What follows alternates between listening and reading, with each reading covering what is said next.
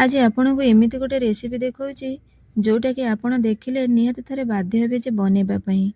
आ ये रेसिपीटी रुटी हो परोटा हो भात हो जोथिरे भी खाइले तार टेस्ट किछि अलगा।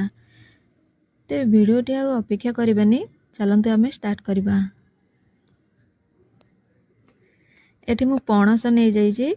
पणस को मु काटिबा समय रे आपण मानको देखै पारनी, किंतु काटिकेरे मु ताको हळदी पानी रे पकै देइछि। पणस काटला बेले अठा अठा जो लागे। एठी मु मसला ता पई रेडी कर देइछि। अदा रसुण पियाज 7 रु 8 टी काजू बादाम मु नेइछि, गोलमरिच 2 टी गुजराती 2 टी लवंग खंडे दालचीनी ए सब को आमे हल्का टिके भाजी दबा। हाफ चमच एठी मु तेल दे देइछि। आ किछि धनिया पत्र रो डांग गुडा को मु रखी देइछि। हल्का भाजी देले हमर कसेला समय रे कम समय भितरे कसेई हे जिवो। मसला जतले आमे कसेइबा एमते आगुर जदि आमे हल्का भाजी देइथबा ताले कसेला समय रे हमर ग्रेवीटा मोटा आसीबो आ कम समय भितरे कसे हे जिवो। एटी गोटे टमाटो मु दे देइछि। ताको सब बाहर करिके मु ताको ठंडा हेबा पई छाडी दउछि। सेही सेम कड़े रे मु पानी दे दउछि, लूण दे दउछि, पर हळदी आ सब पणसती को मु दे सितरे पके दउछि। पणसटा हमर टिके सिझी जाऊ।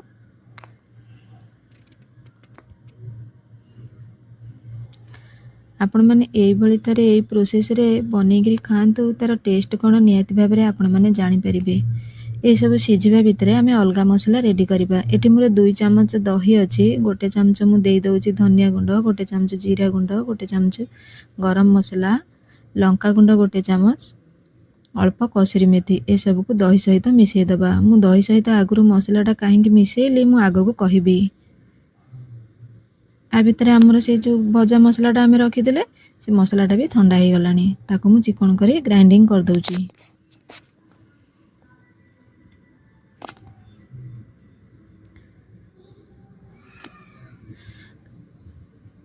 हमर एते सब मसला सब रेडी करिबा भितरे मोर पणसटा भी सिझी गलानी। मु ताको बाहर कर दउछि। आमे एठी बनौ जे पणस कोफ्ता।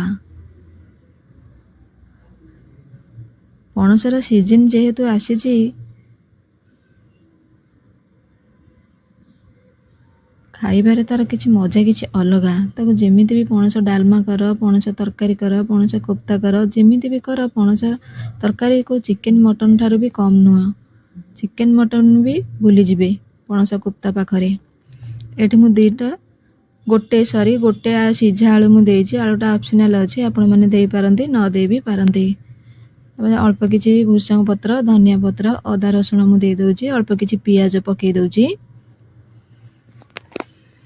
तापरे मु पके दउछि 2 चमच बेसन।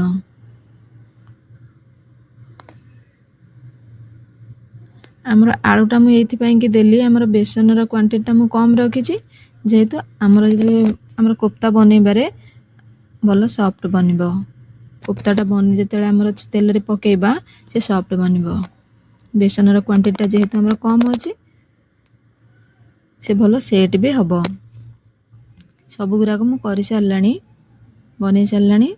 एठी मु गोटे चामच पाखा पाखी दे दउछि कॉर्नफ्लोर। कॉर्नफ्लोर दबा द्वारा हमर हल्का ता ऊपर टिके क्रिस्पी हबो आ भीतरटा बहुत सॉफ्ट बनिबो। पतला कोटिंग गोटे हबो ता ऊपरे, बेसी नाही। हल्का हाथ रे ताको एमते में दाबी दाबी देबे, नल नै प्लेट सहित हम चले देले से आराम से मिसी जिवो। आ भितरे तेलटा में बसई सारलानी। तेलटा गरम हो जाइछि।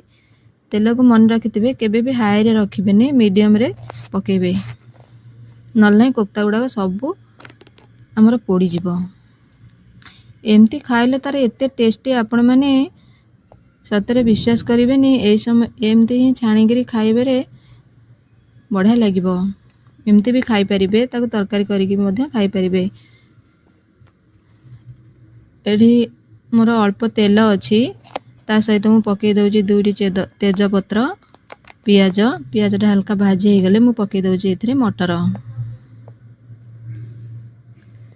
तापर आमे जो बटा मसलाटा रखी देले, बटा मसलाटा ए समय रे मु दे दउछि। ताको अल्प कषे कषे तापर आमे जो गुंड मसलाटा आमे रखिते दही रे मिसेकी ये स्वाद अनुसार मु लुण पकई दउची 1 चमच हलदी गुंड तापर आमे जो दही सहित मिसेकी रखिते एई समय मु पकई दउची। दही जदि आमे डायरेक्ट पकईया से फाटिबार चांस अच्छी कहीं ना आमे जदि मसलाटा पकई देथवा दहीटा फाटिबार चांस न थाए सेतिपाई मु मसलाटा को दही सहित मिसेई देइथिली।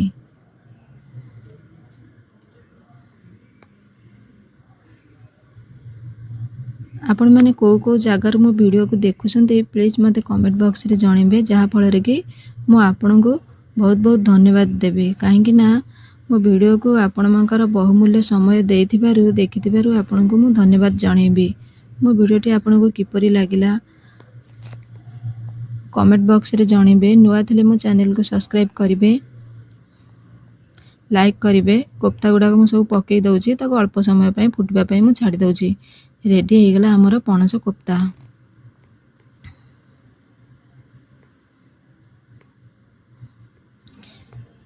मोर विश्वास आपण को तो मो पणस कोफ्तार रेसिपीटा भल लागिथिबो। लाइक शेयर सब्सक्राइब करबा को केबे भी भूलिबेनी।